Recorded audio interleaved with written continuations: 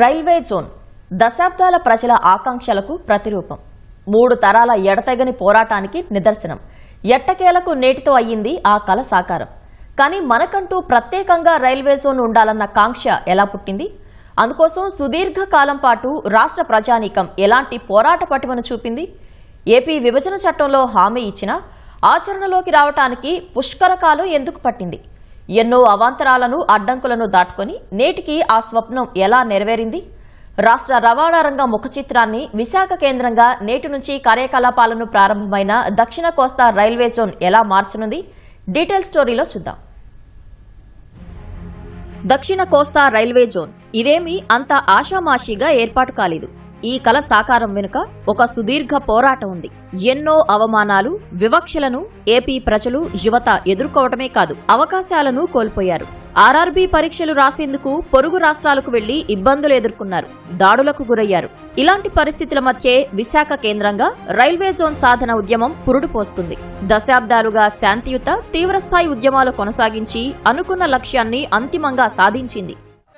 ముఖ్యమంత్రి స్పందించాలి. Railway project సాధించుకు రావాలి.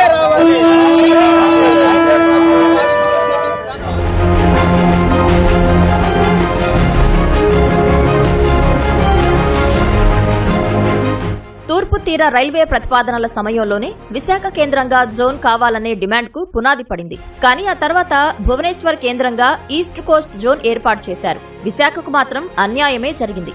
ఉత్తరాంధ్ర, కోస్తా ప్రజలు, విద్యార్థులు, కార్మిక సంఘాలు, ప్రజాప్రతినిధులు తమ పోరు మాత్రం వీడలేదు. ఎన్నో రకాలుగా ఉద్యోగాల్లో వెనకబడ్డాం, ప్రమోషన్స్ లో వెనకబడ్డాం, ట్రాన్స్ఫర్స్ లో ఇబ్బందులు పెట్టారు, పనిష్మెంట్స్ లో ఇబ్బంది పెట్టారు. అన్నింటిలోనూ ఒక డిస్క్రిమినేషన్ నేను స్వయంగా చూశాను, ఐ విట్నెస్. దీనికి వ్యతిరేకంగా పోరాటం చేయాలనిపించింది. ఆ పోరాటానికి అప్పట్లో ఉన్న గౌరవ పార్లమెంట్ సభ్యులు డాక్టర్ ఎంవీఎస్ మూర్తి గారు, ద్రోణరావు సత్యనారాయణ గారు, వీళ్ళంతా కూడా సహకరించి అఖిలపక్షం ఏర్పాటు చేసి రైల్వే జోన్ సాధన సమితి అని మొట్టమొదలుపెట్టాం. సుమారు 25,000 మందితో ధర్నా చేసి ఆర్ఆర్బీ భువనేశ్వర్కి వెళ్తే మన అప్లికేషన్ చింపేసి వివక్ష చూపిస్తున్నారని ఒక ఐటమ్ మీద పెద్ద ఉద్యమం జరిగింది. విశాఖపట్నం నుంచి జోన్ డిమాండ్ వస్తుందని చెప్పేసి ఒరిస్సా వాళ్ళు ముందుకెళ్లి ఒరిస్సాలో భువనేశ్వర్లో జోన్ సాధించుకున్నారు. అంటే పోరాటం మంది, ఫలితం ఒరిస్సాకి వెళ్ళింది. కంటిన్యూగా మళ్లీ పోరాటం మన ఉద్యమం కంటిన్యూ చేశాం. ఆంధ్రప్రదేశ్ పునర్వ్యవస్థీకరణ చట్టం 2014లోని షెడ్యూల్ 13 ప్రకారం నవ్యాంధ్రకు ఒక కొత్త రైల్వే జోన్ ఏర్పాటు చేసే అంశాన్ని పరిశీలించడానికి కేంద్ర ప్రభుత్వం అంగీకరించింది.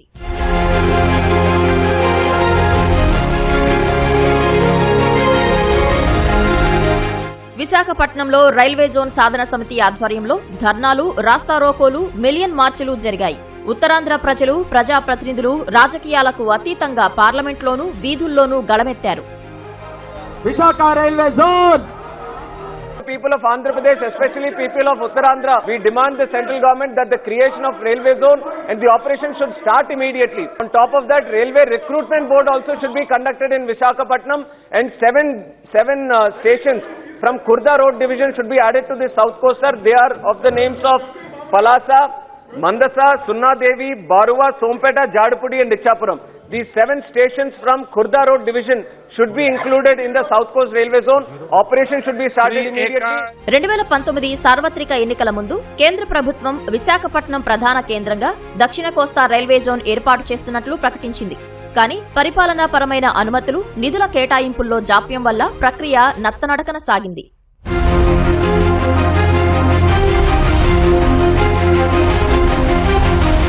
రైల్వే బోర్డు కేంద్ర కేబినెట్ తుది ఆమోదంతో 2026 మే 4న దక్షిణ కోస్తా రైల్వే జోన్ అధికారిక పరిధిని నిర్దేశిస్తూ కేంద్ర ప్రభుత్వం గెజెట్ నోటిఫికేషన్ విడుదల చేసింది.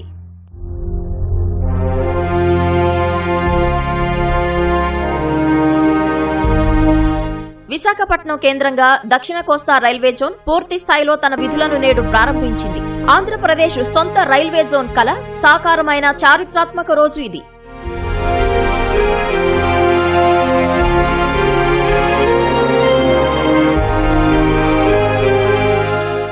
జోన్పై 2019లో ప్రకటన చేసినప్పటికీ కేంద్రం పెట్టిన మరో మెలిక, ఆపై వైసీపీ నిర్లక్ష్య ధోరణి ఇన్నాళ్ల కాలయాపనకు కారణమైంది. 2019లో కేంద్ర ప్రభుత్వం దక్షిణ కోస్తా రైల్వే జోన్ ప్రకటిస్తూనే వాల్తేరు డివిజన్ను రద్దు చేస్తున్నట్లు పేర్కొంది. వాల్తేరు డివిజన్లోని ప్రధాన ఆదాయ వనరులను ఒడిశా పరిధిలోని భాగాలను కలిపి రాయగడ కేంద్రంగా కొత్త డివిజన్ ఏర్పాటు చేస్తామంది. మిగిలిన భాగాన్ని విజయవాడ డివిజన్లో కలుపుతామని ప్రతిపాదించారు. అంటే విశాఖపట్నానికి జోన్ హెడ్ క్వార్టర్స్ లభిస్తుంది, కానీ సొంత డివిజన్ కార్యాలయం ఉండదు. ఈ నిర్ణయాన్ని ఉత్తరాంధ్ర ప్రజలు, రైల్వే కార్మిక సంఘాలు వ్యతిరేకించాయి. వాల్తేరు డివిజన్ దేశంలోనే అత్యధిక లాభాలు ఆర్జించే టాప్ 5 డివిజన్లలో ఒకటి. గూడ్స్ రవాణా ద్వారానే దీనికి వేల కోట్ల ఆదాయం వస్తుంది.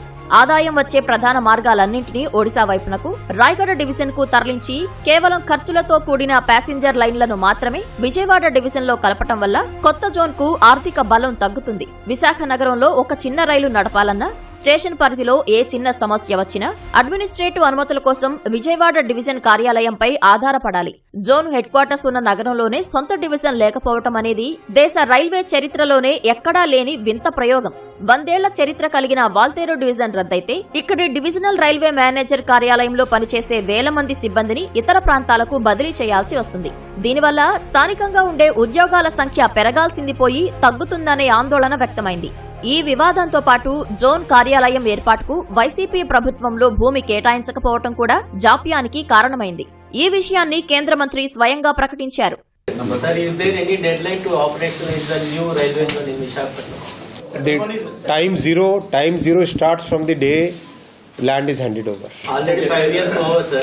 So the state has to hand over the land. Na? Why are you asking me? You should ask the state. Sir, is the DPR accepted by the department or DPR is approved. Question is land. I have told the question is land. Land has to be given. 2024 ఎన్నికల సమయంలో విశాఖ డివిజన్తో కూడిన railway zone ఏర్పాటుకు కృషి చేస్తామని కూటమి పార్టీల MP అభ్యర్థి శ్రీభరత్ హామీ ఇచ్చారు.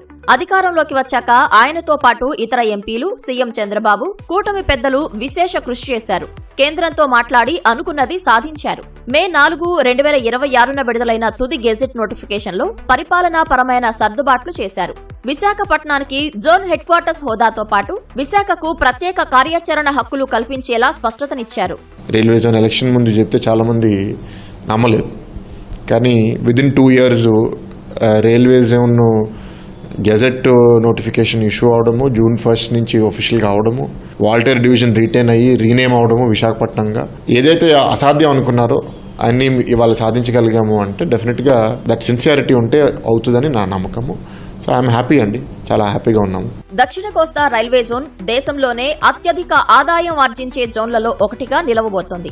విజయవాడ, గుంటూరు, గుంతకల్లు డివిజన్లతో పాటు విశాఖ కొత్త డివిజన్ పరిధిలోని గూడ్స్, ప్యాసింజర్ సేవలతో ఏడాదికి సుమారు 12,000 కోట్ల నుంచి 15,000 కోట్ల రూపాయల ఆదాయం లభిస్తుందని అంచనా. స్థానిక ఆర్థిక వ్యవస్థ ఊహించని రీతిలో పుంజుకునే అవకాశం ఉంది. రైల్వే జోన్ కార్యాలయం ఏర్పాటుతో 100 మంది ఉన్నతాధికారులు, 1000 మంది సిబ్బంది విశాఖకు తరలివస్తారు. విశాఖ, మధురవాడ, ఆనందపురం, గాజువాక, పెందుర్తి వైపు గృహ నిర్మాణ రంగానికి డిమాండ్ పెరుగుతుందని అంచనా. భూముల విలువలు 20% నుంచి 30% వరకు వృద్ధి చెందే అవకాశం ఉందని స్థానికులు చెబుతున్నారు.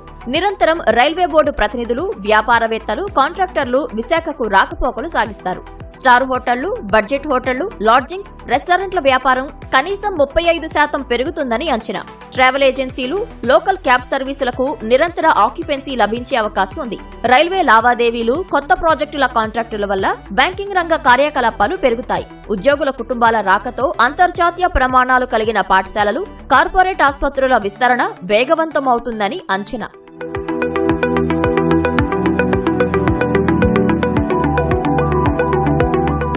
ఉపాధి అవకాశాలు పెద్ద ఎత్తున లభిస్తాయి. ఆర్ఆర్బీ వల్ల ప్రత్యక్ష ఉద్యోగాలైన రైల్వే అడ్మినిస్ట్రేటివ్ స్టాఫ్, టెక్నీషియన్లు, safety and signalling staff, group C, D పోస్టుల భర్తీకి వీలుంటుంది. పరోక్షంగా రైల్వే కాంట్రాక్టులు, మెయింటెనెన్స్ విభాగాలు, catering, housekeeping, IT support, భద్రత సేవలు, రవాణా రంగాల్లో ఉపాధి లభిస్తుంది. దక్షిణ కోస్తా రైల్వే జోన్ రాబోయే రోజుల్లో ఏపీని ప్రగతి పథంలో పరుగులు తీయిస్తుందనటంలో అనుమానమే లేదు.